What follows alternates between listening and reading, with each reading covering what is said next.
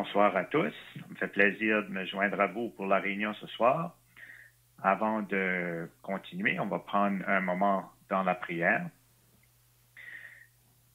Notre Dieu et notre Père céleste, nous voulons nous arrêter devant toi maintenant, devant une réunion si importante, pour présenter le Sauveur à ceux qui périssent. On te remercie pour ce jour où tu t'es approché de nous et que tu nous as offert ce pardon si précieux. Et nous voulons ce soir l'annoncer et prier que s'il y a quelqu'un qui n'a pas encore cette paix avec Dieu, qu'elle pourrait l'avoir ce soir. On demande donc que tu bénisses la lecture de ta parole, que tu pourrais l'utiliser pour parler à la conscience de quelqu'un. On le demande au nom du Seigneur Jésus-Christ. Amen. Amen. On va lire un passage, Jean, chapitre 8. Donc, c'est dans l'Évangile de Jean, au chapitre 8, à partir du verset 1.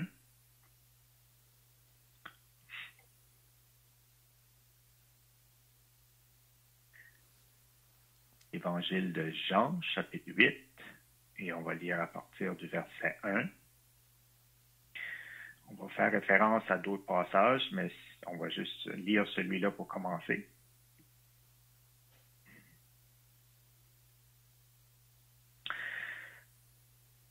Donc, au verset 1, Jésus se rendit à la montagne des Oliviers. Mais dès le matin, il alla de nouveau dans le temple, et tout le peuple vint à lui. S'étant assis, il les enseignait. Alors les scribes et les pharisiens amenèrent une femme surprise en adultère, et la plaçant au milieu du peuple, ils dirent à Jésus, « Maître, cette femme a été surprise en flagrant délit d'adultère. Moïse, dans la loi, nous a ordonné de lapider de telles femmes. Toi donc, que dis-tu? » Il disait cela pour l'éprouver, afin de pouvoir l'accuser. Mais Jésus, s'étant baissé, écrivait avec le doigt sur la terre. Comme il continuait à l'interroger, il se releva et leur dit, « Que celui de vous qui est sans péché jette le premier la pierre contre elle. » Et s'étant de nouveau baissé, il écrivait sur la terre. Quand ils entendirent cela, accusés par leur conscience, ils se retirèrent un à un, depuis les plus âgés jusqu'aux derniers. Et Jésus resta seul avec la femme qui était là au milieu. Alors s'étant relevé, et ne voyant plus que la femme, Jésus lui dit, « Femme, où sont ceux qui t'accusaient? Personne ne t'a-t-il condamné? » Elle répondit, « Non, Seigneur. » Et Jésus lui dit, « Je ne te condamne pas non plus. Va et ne pêche plus. » On va se limiter à ce passage-là pour l'instant et on est confiant que le Seigneur va bénir la lecture de sa parole dans chacun de vous. Dans le passage, on voit des gens très religieux qui amènent une femme devant Jésus et l'accusent d'avoir commis un péché. Ils veulent que Jésus la condamne. C'est ça leur but ultime. Ce soir, vous avez été invité à une réunion d'évangélisation, mais notre but n'est pas de vous pointer du doigt devant tout le monde et vous condamner. On ne veut pas vous mettre au milieu du peuple comme ça et vous humilier comme les scribes et les pharisiens ont fait à cette femme. J'ai plutôt lu ce passage parce qu'il démontre le Seigneur Jésus comme celui qui ne condamne pas, mais qui sauve. C'est ça le message qu'on veut annoncer ce soir. Il y a un sauveur. Et ce sauveur, c'est le Seigneur Jésus. Les hommes religieux amènent cette femme surprise dans le péché de l'adultère. La Bible nous dit que l'adultère est un péché et l'Ancien Testament disait que c'était un péché qui méritait la mort. Mais ces hommes n'étaient pas vraiment intéressés dans la pureté de la loi de Moïse. C'était des hypocrites. Ils voulaient juste piéger le Seigneur Jésus pour l'accuser de ne pas respecter la loi.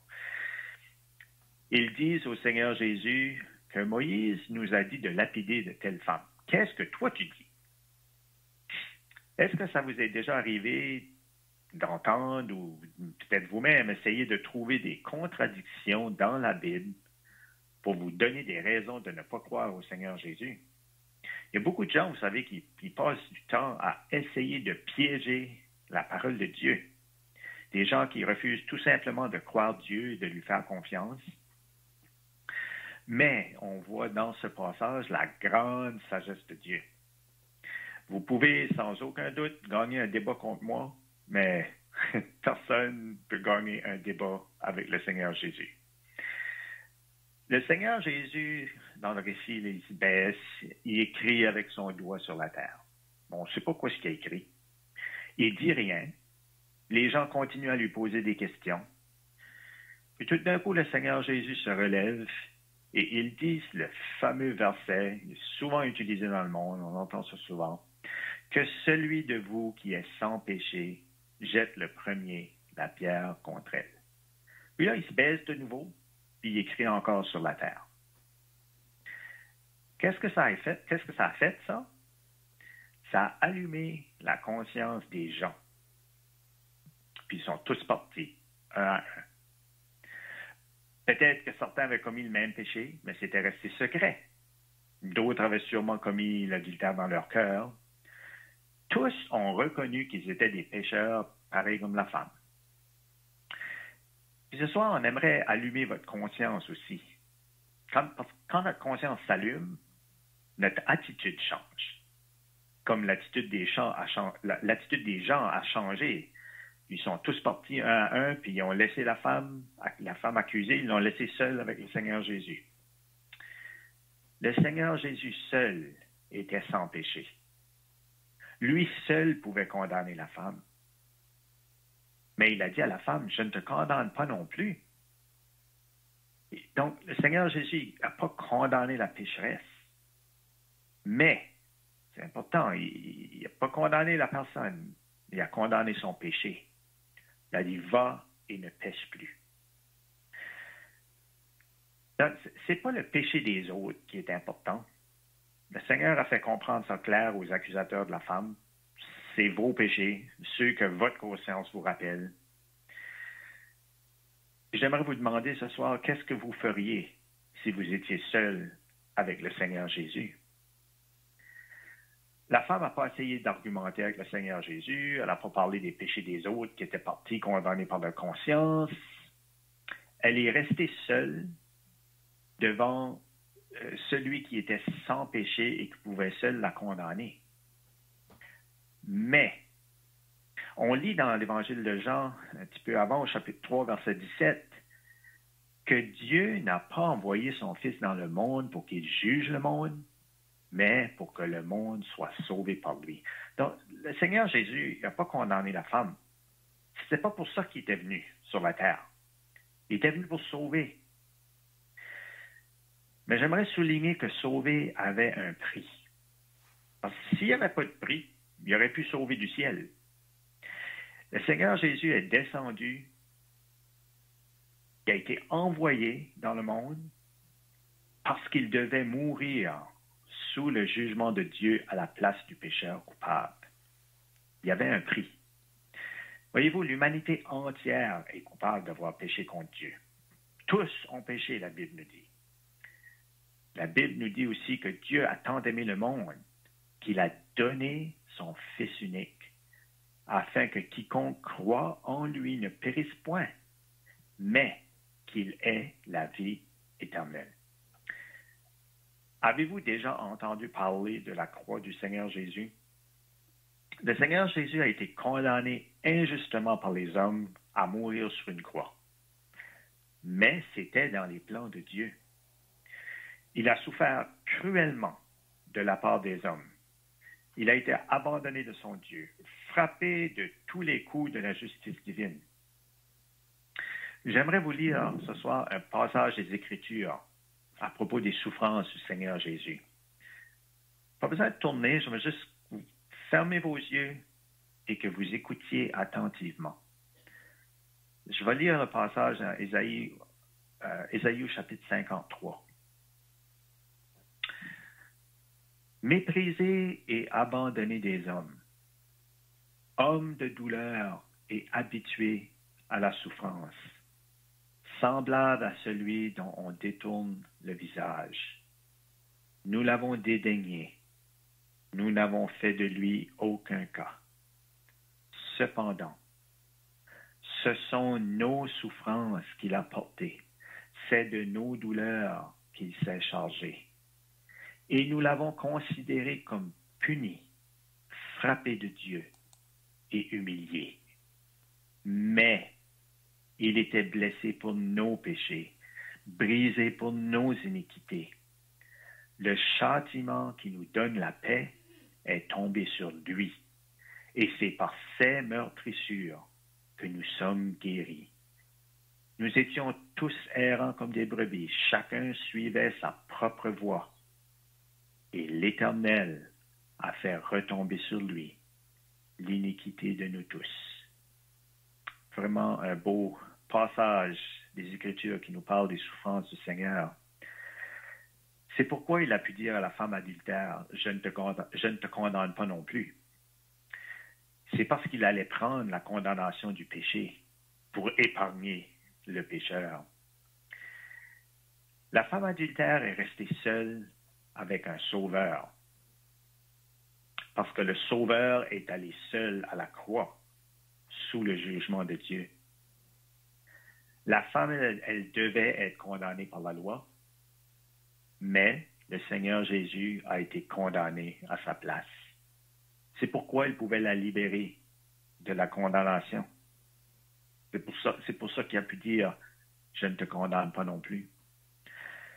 Ce même sauveur, il est là pour vous ce soir. La loi vous condamne, pas moi, c'est la loi de Dieu vous condamne. Puis j'aimerais comme allégorie, j'aimerais comme partir comme les personnes du passage et vous laisser seul devant le Seigneur Jésus. Lui seul peut vous pardonner parce que lui seul a payé le prix du pardon à la croix. Est-ce que vous allez prendre pour vous-même le message du Seigneur Jésus? Beau message, je ne te condamne pas. Êtes-vous prêt à mettre toute votre foi dans cette promesse-là et accepter qu'il a payé le prix de votre pardon à la croix? Je me rappelle ce moment-là où j'étais terrifié, comme cette femme, on pourrait dire, là, après avoir réalisé que mes péchés m'amenaient dans les flammes de l'enfer pour l'éternité. Mais quel soulagement c'était quand j'ai compris, puis j'ai cru, puis j'ai accepté que c'est justement pour me sauver de ce jugement-là que le Seigneur Jésus avait donné sa vie à la croix. Ce pardon, il est aussi pour vous. Est-ce que vous allez vous endormir ce soir en paix, sachant que vos péchés sont tous pardonnés à cause du Seigneur Jésus? C'est certainement notre prière pour vous. Puis notre prière, c'est que vous le faites avant qu'il soit trop tard. Parce qu'après la mort, le pardon n'est plus offert. Donc, c'est maintenant. Si je pourrais dire, si je peux vous laisser ce soir seul devant le Seigneur Jésus. Puis que le Seigneur Jésus, est-ce que vous allez rester là et attendre qu'il vous dise, je ne te condamne pas? Est-ce que vous allez accepter ça pour vous-même et vous endormir en paix ce soir? C'est certainement notre prière pour vous. Puis on espère que ce petit récit de la parole de Dieu pourrait faire la même chose en vous, allumer votre conscience, vous réveiller à la condamnation que vos péchés amènent et aussi amener à voir que entre vous et la condamnation de la loi de Dieu, il y a le Seigneur Jésus-Christ qui est juste là et qui vous dit, il est juste prêt à vous dire, je ne te condamne pas. C'est à vous à l'accepter. C'est offert à tout le monde. Mais il faut que vous le preniez pour vous-même. Que Dieu bénisse sa parole.